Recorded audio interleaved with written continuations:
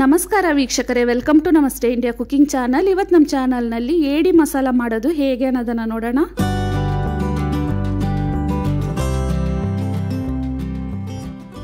ಅರ್ಧ ಕೆಜಿ ಏಡಿಯನ್ನು ತೊಳೆದಿಟ್ಟಿದ್ದೀನಿ. ನೀವು 1 ಕೆಜಿಯಲ್ಲಿ ಮಾಡೋದಾದರೆ ಮಸಾಲೆಯನ್ನು ಡಬಲ್ ಮಾಡ್ಕೊಬೇಕು. ಮಿಕ್ಸಿ ಜಾರ್ನಲ್ಲಿ 1 ಮೀಡಿಯಂ ಸೈಜ್ನ ಈರುಳ್ಳಿ, 1 ನಾಟಿ ಟೊಮೆಟೊ, 4 ಹಸಿರು ಮೆಣಸಿನಕಾಯಿ, 1 ಬೆಳ್ಳುಳ್ಳಿಗೆ ಸಮನಾಗಿ ಶುಂಠಿ, 2 ಸ್ಪೂನ್ ಕಾಳು ಮೆಣಸು, 1 ಮುಷ್ಟಿಯಷ್ಟು ಕೊತ್ತಂಬರಿ ಸೊಪ್ಪನ್ನು ಹಾಕ್ತಾ ಇದ್ದೀನಿ. ಸ್ವಲ್ಪ ನೀರನ್ನು ಸೇರಿಸಿ ಇದನ್ನು ನುಣ್ಣಕ್ಕೆ ರುಬ್ಕೊಬೇಕು. ಒಂದು ಕಡಾಯಿನಲ್ಲಿ ಅರ್ಧ ಕಪ್ಪಷ್ಟು ಎಣ್ಣೆಯನ್ನು ಹಾಕ್ತಾ ಇದ್ದೀನಿ.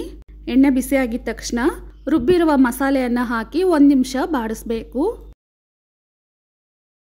ಇದರಲ್ಲಿ 1/4 ಸ್ಪೂನ್ ಅರಿಶಿನದ ಪುಡಿ, 1 ಸ್ಪೂನ್ ಅಚ್ಚ ಖಾರದ ಪುಡಿ ಮತ್ತು ಧನಿಯಾ ಪುಡಿ ಮಿಶ್ರಣ, ಸ್ವಲ್ಪ ಕಲ್ಲುಪ್ಪನ್ನು ಹಾಕ್ತಾ ಇದ್ದೀನಿ. ಇದನ್ನು 1 ನಿಮಿಷದವರೆಗೂ ಬಾಡಿಸ್ಬೇಕು.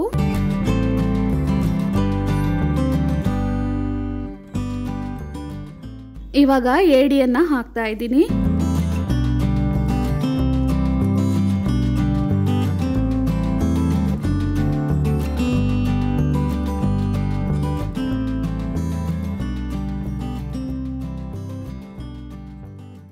ಮಸಾಲನಲ್ಲಿನೇ 5 ನಿಮಿಷದವರೆಗೂ ಏಡಿಯನ್ನು ಚೆನ್ನಾಗಿ ಬಾಡಿಸ್ಬೇಕು.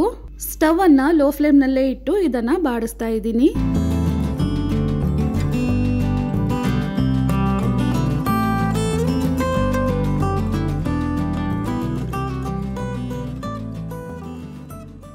ಐದು ನಿಮಿಷದವರೆಗೂ ಏಡಿಯನ್ನು ಮಸಾಲೆಯಲ್ಲಿ ಬಾಡಿಸಿದ್ಮೇಲೆ ಈ ರೀತಿ ಸೂಪ್ ಆಚೆ ಬರುತ್ತೆ.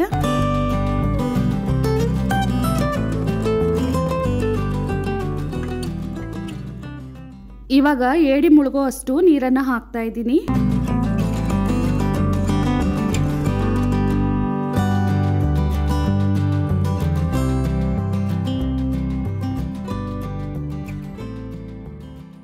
ತಟ್ಟೆಯನ್ನು ಹಾಕಿ ಮುಚ್ಚಿಟ್ಟು ಇದನ್ನು ಬೇಯಿಸ್ತಾ ಇದ್ದೀನಿ. 10 ನಿಮಿಷ ಆದಮೇಲೆ ಸ್ಟವನ್ನು ಲೋ ಫ್ಲೇಮ್ನಲ್ಲಿ ಇಟ್ಟು ಮಸಾಲೆಯನ್ನು ಗಟ್ಟಿ ಮಾಡ್ಕೊಳ್ತಾ ಇದ್ದೀನಿ. ಏಡಿ ಪೂರ್ತಿಯಾಗಿ ಬೇಯೋದಕ್ಕೆ 15 ನಿಮಿಷ ಟೈಮ್ ಬೇಕಾಗುತ್ತೆ. ನೋಡಿ, ಮಸಾಲೆ ಈ ರೀತಿ ಗಟ್ಟಿ ಆದಮೇಲೆ ಸ್ಟವನ್ನು ಆಫ್ ಮಾಡಿ ಸ್ವಲ್ಪ ಕೊತ್ತಂಬರಿ ಸೊಪ್ಪನ್ನು ಹಾಕಿ ಇಳಿಸ್ತಾ ಇದ್ದೀನಿ. ನಿಮಗೆ ಫ್ರೈ ಥರ ಬೇಕು ಅಂದರೆ ಇನ್ನೂ ಸ್ವಲ್ಪ ಖಾರ ಉಪ್ಪನ್ನು ಕಡಿಮೆ ಮಾಡಿ ಇನ್ನೂ ಡ್ರೈ ಮಾಡ್ಕೊಬೇಕು. ಸುಲಭವಾದ ಮತ್ತು ರುಚಿಯಾದ ಏಡಿ ಮಸಾಲ ಇವಾಗ ರೆಡಿಯಾಗಿದೆ.